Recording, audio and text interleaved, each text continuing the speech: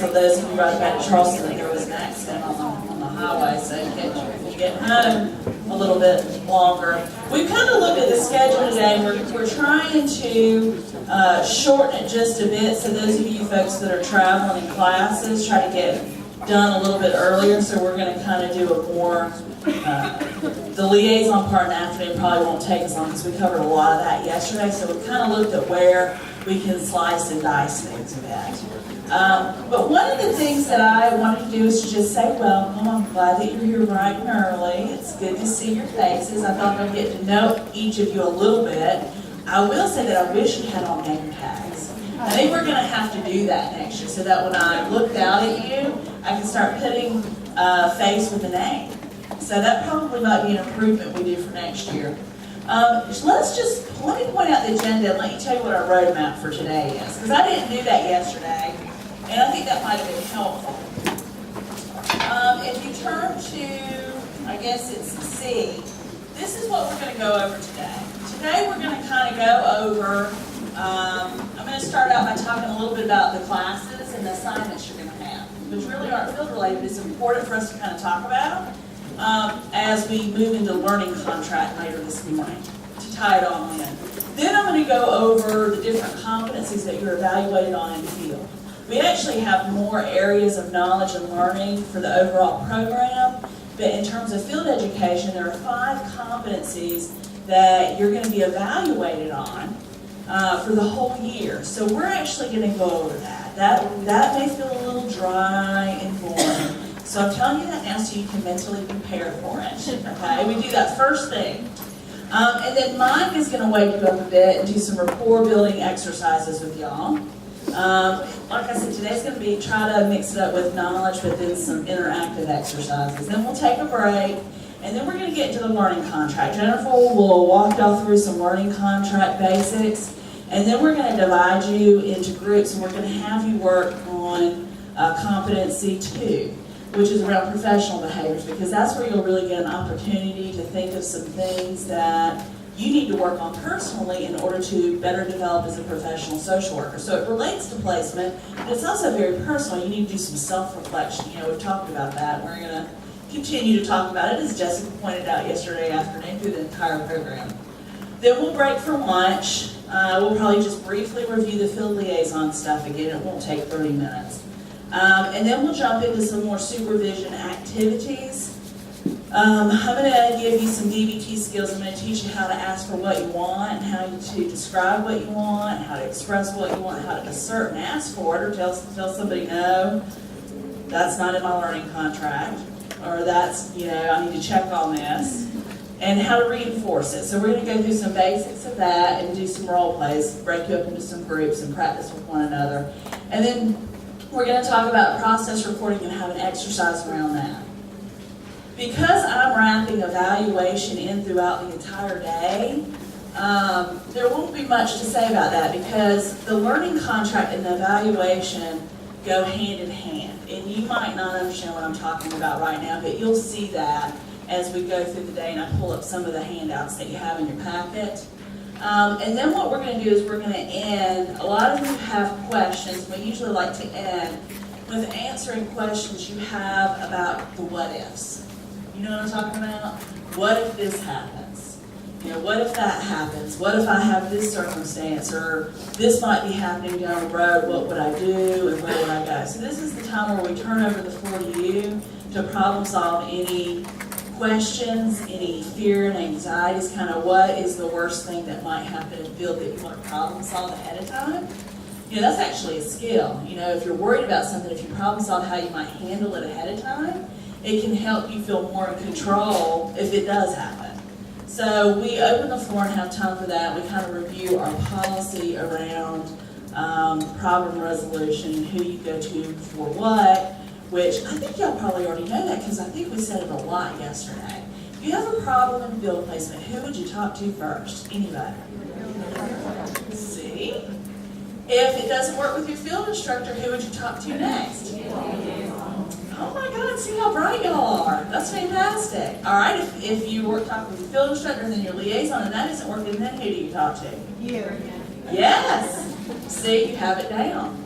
Wow. All right, that's very impressive because a lot of times when we give information like this, it's overwhelming. We understand it's going to be overwhelming. It's a lot of information for folks to process. So some of you might get it at different rates. So this is I'm very impressed.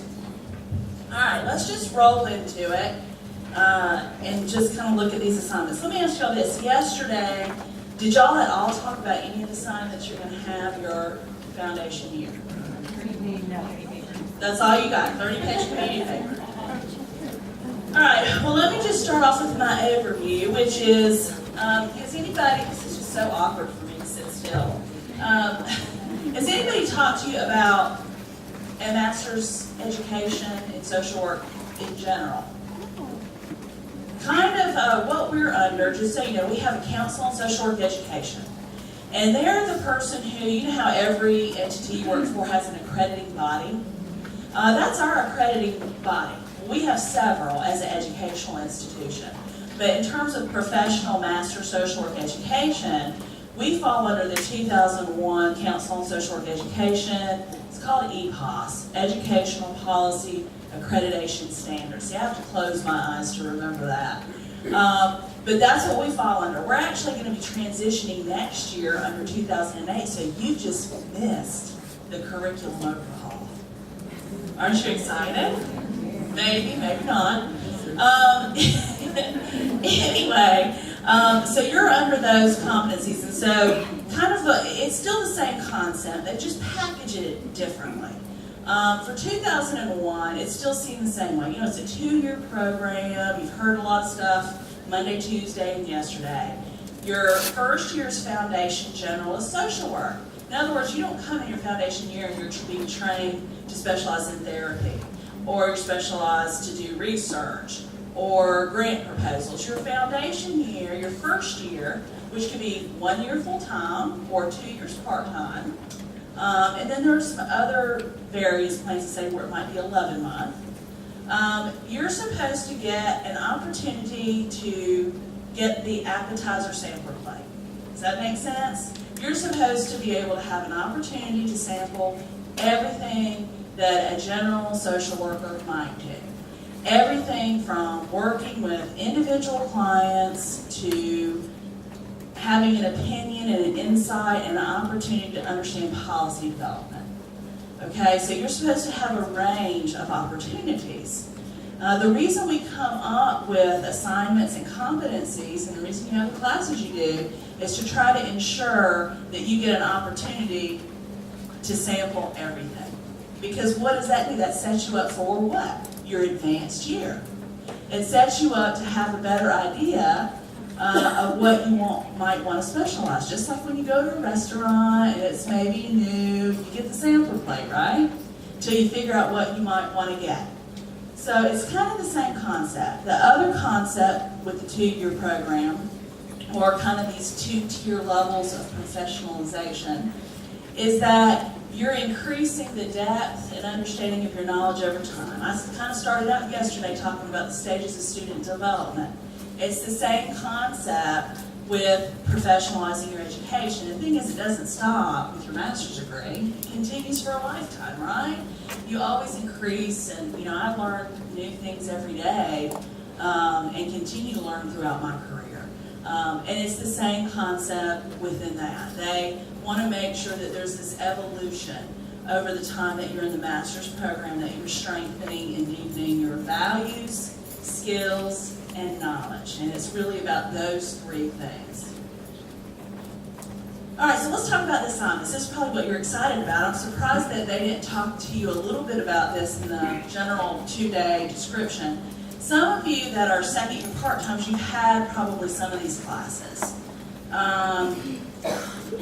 I guess you probably had the HIPC and the social welfare, maybe the policies class. But this is what your classes will look like. You're all taking these classes, right, this semester? Correct? Correct. All right, so you got human behavior, social environment. There's usually what we call, they don't like me to call it a signature assignment. I'm not supposed to say that. But some of them have the same assignments, no matter what professor you take, okay? That's the way to operationally define it. And you'll have a paper in 712, which is about human behavior, social environment, where you're starting to understand how people navigate their environment. It's really as simple as that.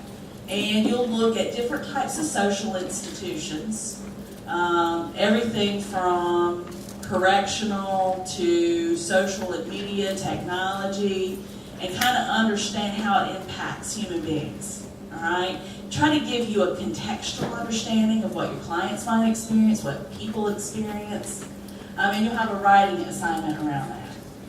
The bigger one, where you start to dig deep more on an individual level, is your 722 class, which is your individuals and families class. And that should be something that everybody in here is taking this semester, whether you're first year full-time or second year part-time. And you'll have this inclusionary cultural model assignment. And believe it or not, I did this assignment back in 1998. So they've had this assignment for a very long time. And you have to delve. You have to talk about, there's a list of questions we give with the assignment that help you self-reflect and kind of talk about how different things have impacted and shaped you as an individual person. Then you'll have to do the psychosocial assessment. This is where the link to field comes in. This is where a lot of times, depending on the professor, you will have a requirement to sit down with someone at some point during this first semester, and you'll have to write a psychosocial assessment. How many of you in here are familiar with psychosocial assessments? Raise your hand. Probably about 35% of you, 35 to 40%. If you're on the other side, don't worry, because the idea is that nobody's ever done this before. And the reality is, and I don't know if your professors will tell you this, but I will tell you this, depending on where you work, their psychosocial assessment will look differently.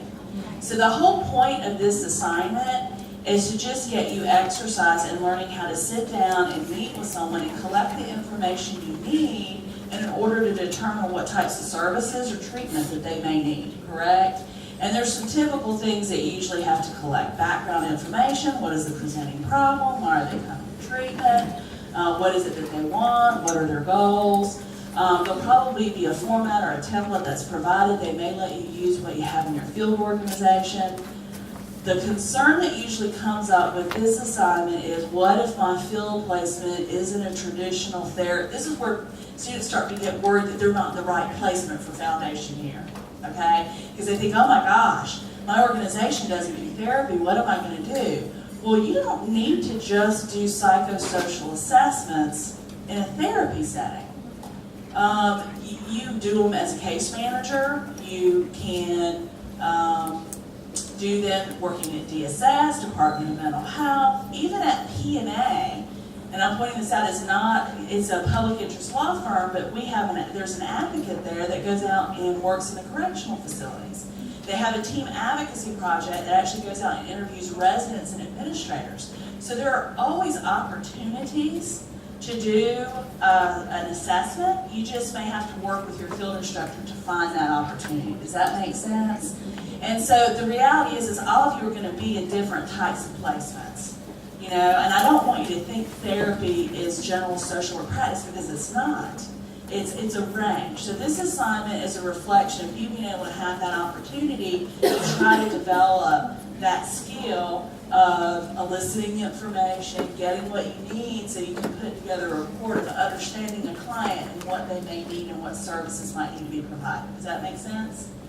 So you'll learn more about that in that class. The 732 is the one that everybody keeps alluding to, which is the Communities and Organizations class, and that's about the 30-paper community analysis. And that's where you will, and I don't know how it's changed or evolved since I had to complete this assignment. We had to do it by ourselves, but some professors, I think, let you do it in groups. Is that not accurate? So it just depends, but usually community, I'm already giving you some education ahead of time, so when they ask you this, you'll already know if you haven't already taken the class. Community can be geographic or it can be population oriented. It can be disability community, it could be a geographic location like Newberry, Little Mountain, forest acres. Some professors may have stricter regulations about what type of community and how they want you to operationally define it. Because I say community, but we probably all have a different idea of what that might mean. So they'll clarify that for you, and some of the instructors will want you to get their approval before you can run with the assignment. And that's just where you basically analyze. There are a few components that are required in that assignment. You have to do some research, gather some census data. How many of y'all are familiar with census, government data? You kind of really have to look at that and present an accurate picture. And I think it requires you to go out and actually talk to residents and community leaders and get a feel of the community. So, anybody who's already taken the class want to say anything more about that assignment? I know some people have had it. Has anyone in here had an opportunity to take it? No? A few. They're all like, I don't want to raise my hand. Yes? I would say the opportunity to do it on your own or in a group would definitely be something to think about where your strengths lie. Because there are extra challenges to doing it in a group and doing it individually. Also, I think there's probably great benefit to having it over the course of an entire 3-month semester in terms of being introduced to dissecting in a community at that depth. Right. And I mean, I took it over summer, so I was able to get plenty out of it. But boy, I probably was similar with the methods class. Sometimes you got to take the classes, and get them done so you can complete your course of study. Right. But there's a richness to being able to take it over the fall semester. I think that everyone here will fit. So did you complete the paper as an individual or as a group? We did it as a group. Y'all did it as a group. And to be honest, we struggled because we were sort of positioned in different places. Mm-hmm. And just given the amount of time we had, we didn't have a lot of time to really connect with one another. So, That did present It's challenges. great social work. It's a really great experiential social working experience because we do work in collaborative. It's all about collaborative and being able to kind of muster the strengths of the group. Right. So even if you come up against some challenges and even some struggles, I think that's probably part of what we should learn, in this process. That's a very strengths-based way of reframing it. I appreciate that. And that's a lot of what you will find yourself. I definitely encourage people to do that, and that is to reframe. If you find yourself looking at the glass as half empty, encourage yourself to see it a different way. You'll learn that in HIPSI, is that we all wear different filters in how we view the world. We all have our default go-to, how we're socially conditioned. I'm going to give you some stuff that's probably going to make you want to go to sleep. But, we're kind of conditioned a certain way as we're raised that we're unaware of. And so sometimes we intentionally have to put on a different pair of sunglasses. And so you'll learn that as well through this fall semester and these courses. So you've got that community analysis paper. I took Dr. Wolfer, and we all had to, did somebody say ooh? Oh, I took Dr. Wolfer. He was fabulous. He also was my dissertation chair. And we had to all do it individually. And I actually chose Little Mountain. That's what I did mine on. But I even participated in a little parade and things and went and hung out on the street corners and interviewed people. But it was a time-intensive project, but a really great opportunity to understand community organizing at a grassroots, which is the whole point, I think, of that class, is before you can engage and intervene, you really have to know a community, right? So that assignment tries to help you do that, which is a big part of who we are as social workers and where we evolve from as a profession. The other thing that they do in that class is they have you put together a grant proposal. And some professors make it be connected to what you did with your community, and I think others give you some flexibility. It just depends on who you take. So you'll get an opportunity to do a grant proposal and to do that for the first time. Now, I know because that's my big background, is I did program evaluation and have been a successful grant writer even before I obtained my master's degree. It is a skill to learn how to write, to what audience, to figure out how to get resources that you need for your clients or for your programs. And I think they go over some general things, but depending on who you're asking for help from in terms of money will usually depend on what that grant proposal looks like. So y'all probably discuss things like that in that class. The last thing that you'll have this fall will be 741, and that's where you'll actually look at big policies and you'll be required to do a policy analysis.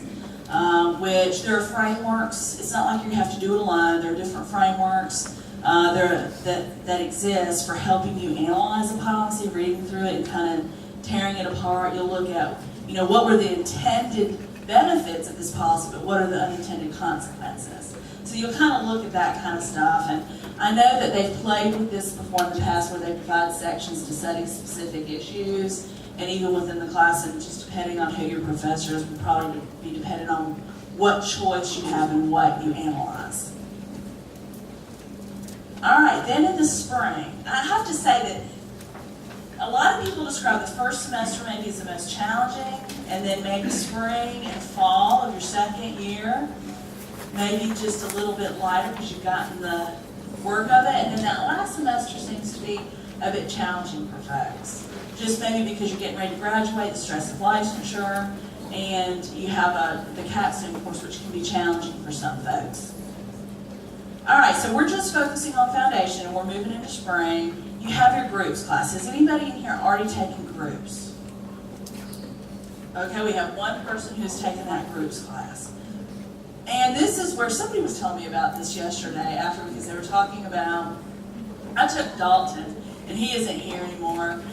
But he made us join a support group or a group out in the community and sit in it as an observer, and we had to write reflection papers on our experience and then incorporate concepts around group dynamics. So I'm assuming that y'all will have a similar experience.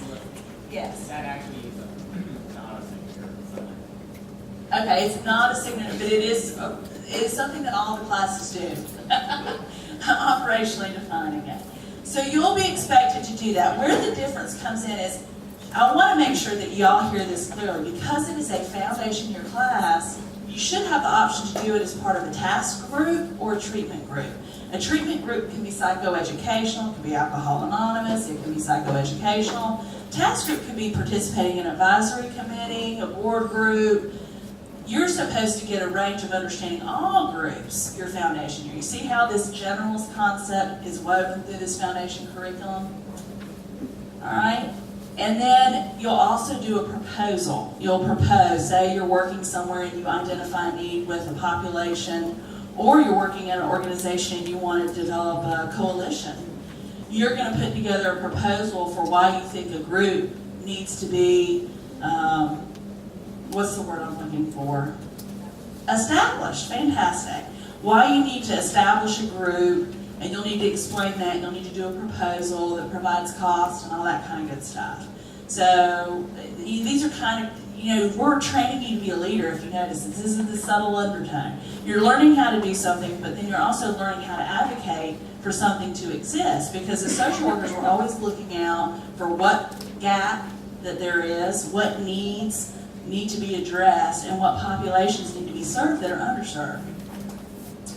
742, I guess I just skipped over human behavior. Trying to pay attention to time, too. So then you'll have the human behavior part 2. And you'll do a research paper.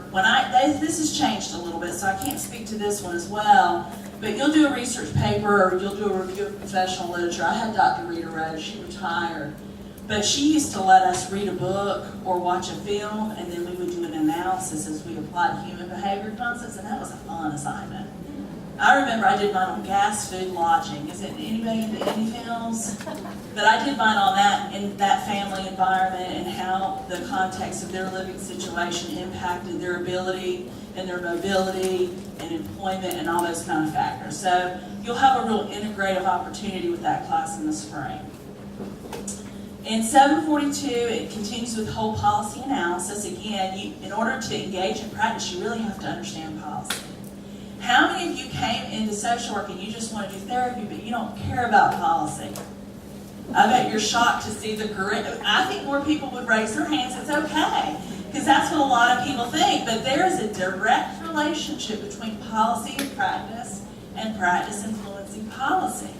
And you see this in the curriculum. And you're supposed to start to recognize this in your field practicum the first year too.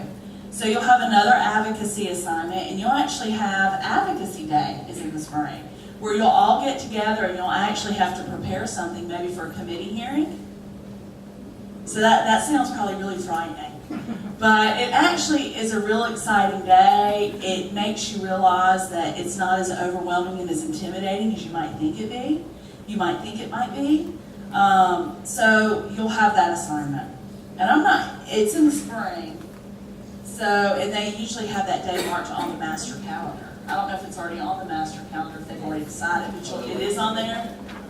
So the legislative day will be on there, and everybody, different classes will participate in it. Yes? The advocacy center on campus. Do you work with them in that class? Is it, what kind of, I don't know much about it. Is it? The professors here will. I mean, social work is historically has been about community organizing and very policy-driven, advocating for policies that need to exist to benefit oppressed and vulnerable populations. So we have several faculty here that is their area of expertise. Like Mariah Fram, y'all did not get to meet her Monday or Tuesday because she's on sabbatical this semester, but she will be back in the spring. That's why I was looking at Jennifer, because I was thinking, who's going to do legislative day? Then I'm like, oh, it's in the spring. She'll be back by then. But we have a few folks, Wong, she might have met, she was here on Monday, but she's a new faculty. But Mariah Fram, trying to think who else, Sarah Pilgrim,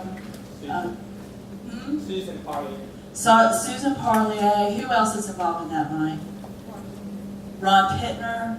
We have a lot of folks where their area of expertise really is policy, and they're coming more from the Settlement House in Jane Addams. How many of you in here have heard of Jane Addams? A few. That whole movement, it really is a great day and opportunity, and it really helps you. It doesn't make you feel as intimidated about going to a committee hearing or being up at the State House and sitting in on things, because you realize that they're just people like you and me getting together to figure out how to solve issues.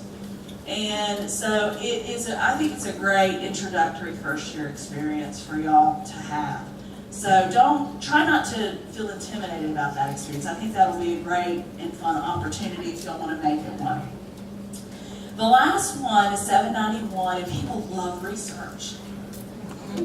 Right? You all love research in here, right? Does anybody in here enjoy research? We got a few folks.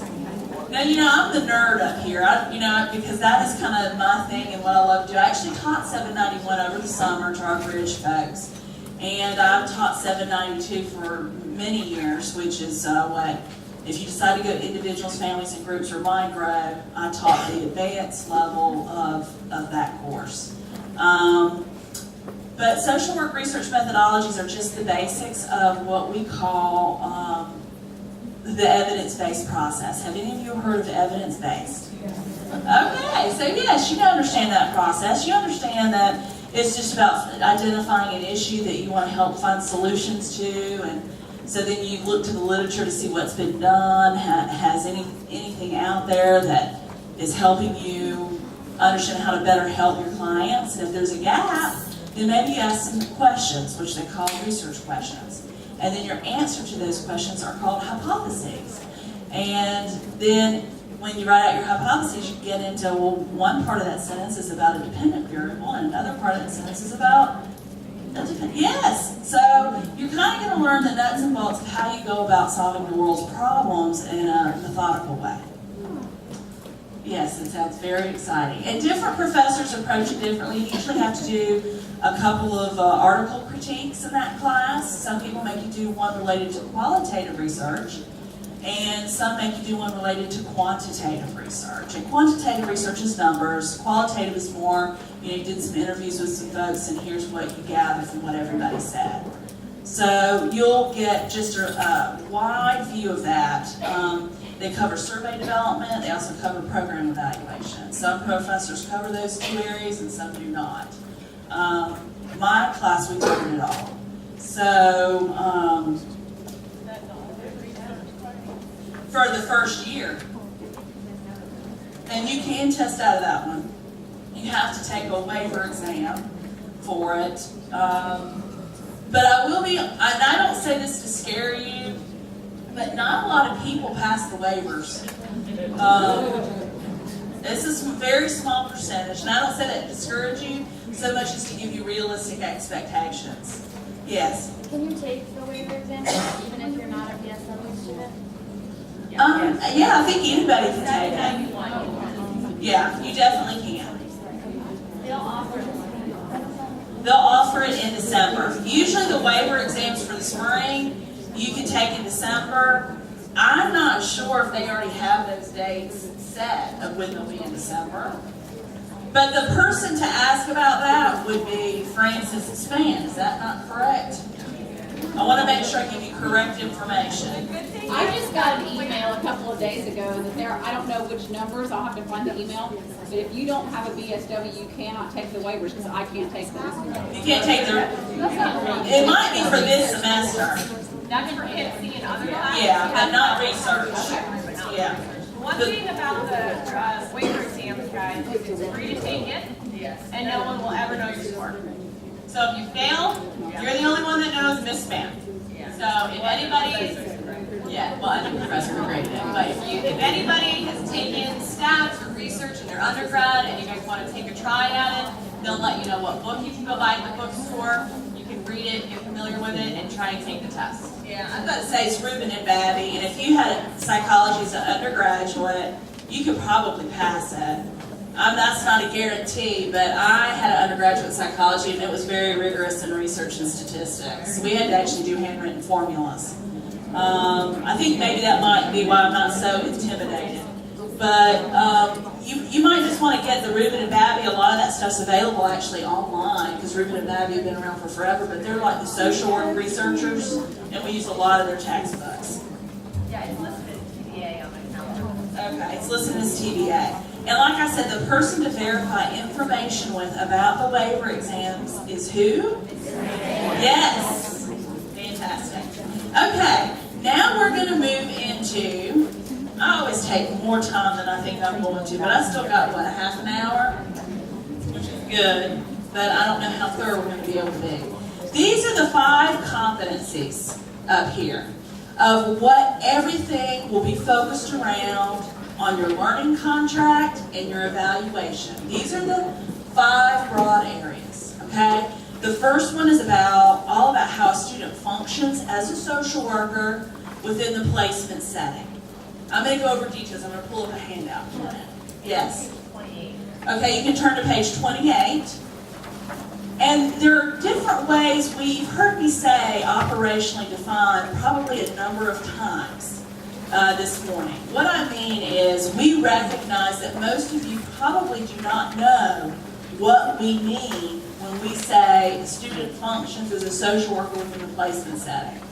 So we've come up with indicators on the evaluation that you will be evaluated on that help define that, okay? And I'm going to pull that up after I go through all 5 of these real quickly. So we have our first one, which is largely around, do you understand the mission of the organization, the scopes, its policies? You'll understand more when we look at those indicators. 2, student demonstrates a developing professional identity, including adherence to value. How many times have y'all heard me talk about that in general?